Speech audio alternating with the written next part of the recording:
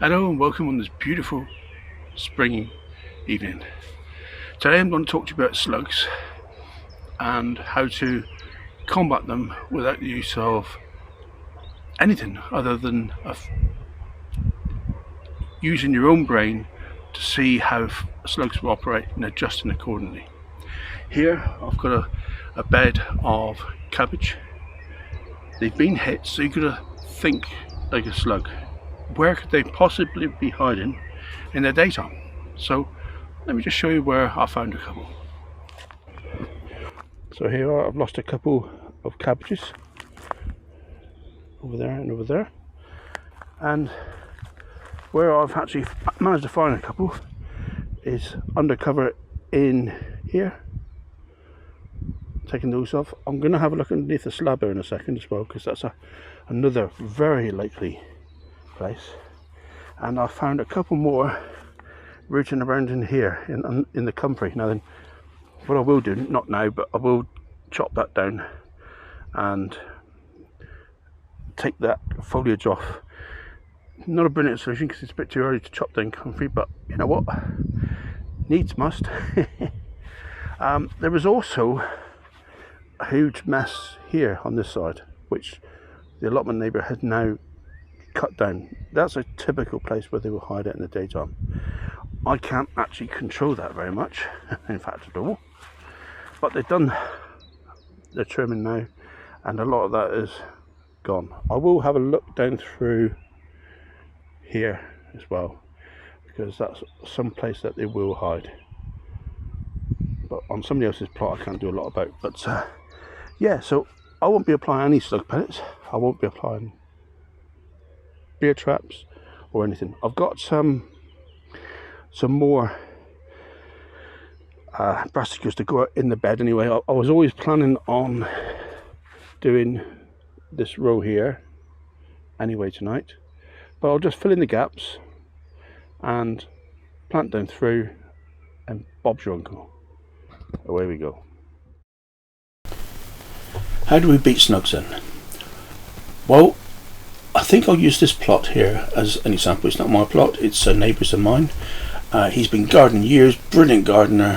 What he doesn't know isn't worth knowing. However, he's very old school, and that relies on using slug pellets to get rid of a slug problem where he doesn't really have to.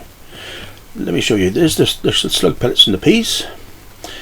These are safe for wildlife, so they tell us, but they're not. The reason I say they're not is the way that the slug pellets actually work. A slug comes along, eats them, dries up all its mucus and dies a nasty death. Well, that's slugs. I'm not really going to whinge about that. But if a bird, a frog, a hedgehog eats a few of these slugs, therefore ingesting the slug pellets, the same thing happens in their stomach. It will not kill them. But this is nesting time. What happens when you get a bellyache? You basically stay indoors and nourish yourself better.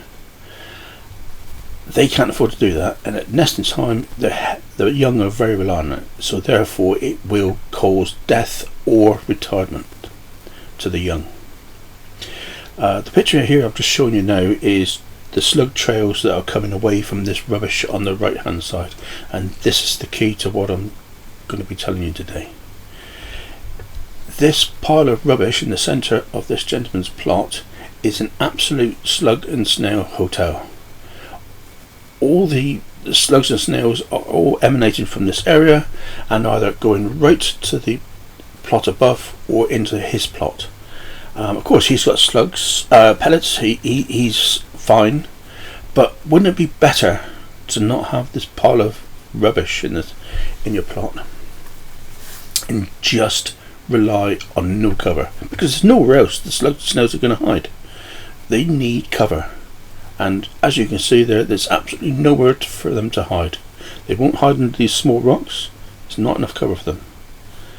We're not talking about keel slugs, we're talking about the big ones, the ones that eat the vegetation. So I would say just work smarter, not harder. Of course, if your neighbour happens to be somebody that has all the rubbish, well, you know, my apologies to you, because I feel sorry for you. But most of us don't have bad neighbours, and we don't have to rely on getting rid of the slugs from this area. And please don't tell me that the modern slug pellets are not harmful to wildlife, because they are, in the manner that I described. Okay, so it's back onto cabbages now, and it's cabbage planting time. Now, as the middle row there, I've lost at least 3 or 4 cabbages to slugs and snails, and I'm going to replant them. I'm using dibber to form the holes because A, it makes a hole the perfect size for the plug plants that I actually grow, and B, it firms up the soil a bit, and brassicas don't mind that. The soil's a little bit loose really, but there we are, it's fine. As you see, I can just pop them out of the tray, straight into the hole, job's done. Very quick, very easy. The soil is lovely and moist still from all the rain. This hole here, I actually seen a bit of couch grass in there, and quickly dig it out, although I snapped off the root, so that will come back again. And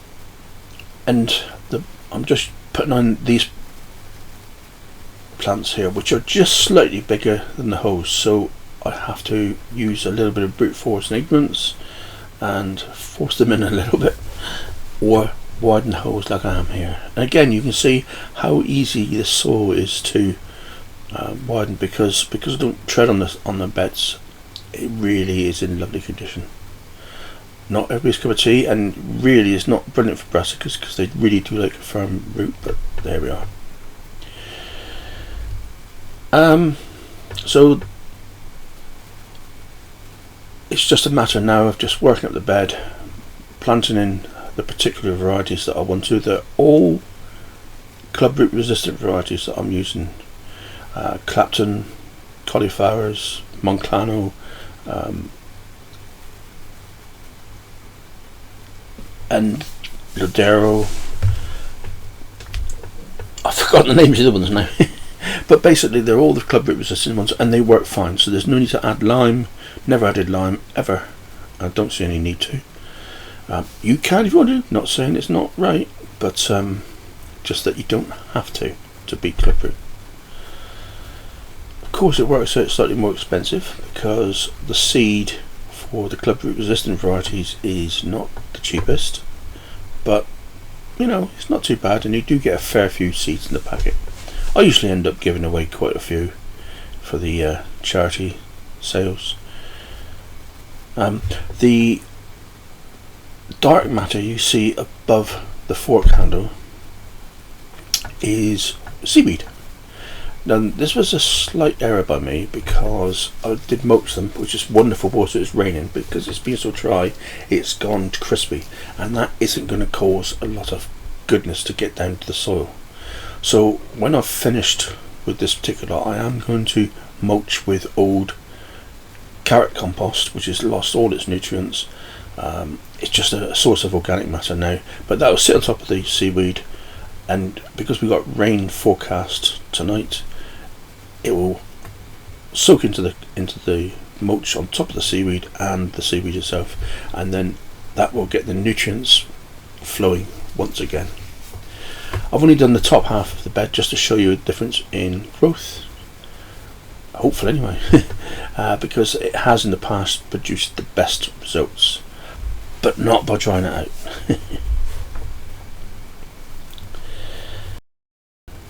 So there we are, all finished. The net's back over. It's looking pretty tidy as far as I'm concerned. The hoops are quite low, but they're fine for the moment because all we're basically trying to protect from is the pigeons. I did have a root around in the long grass and didn't really find anything, but the grass was considerably higher before the neighbour trimmed it, so that's that problem gone. I still have to chop the comfrey down. I'm sure that will provide some of the problems, or some of the hiding areas for the slugs and snails.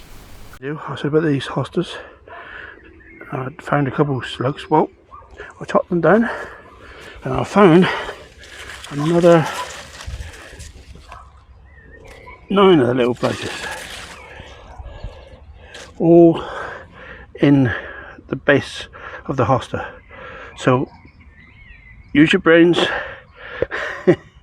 not the slug pellets.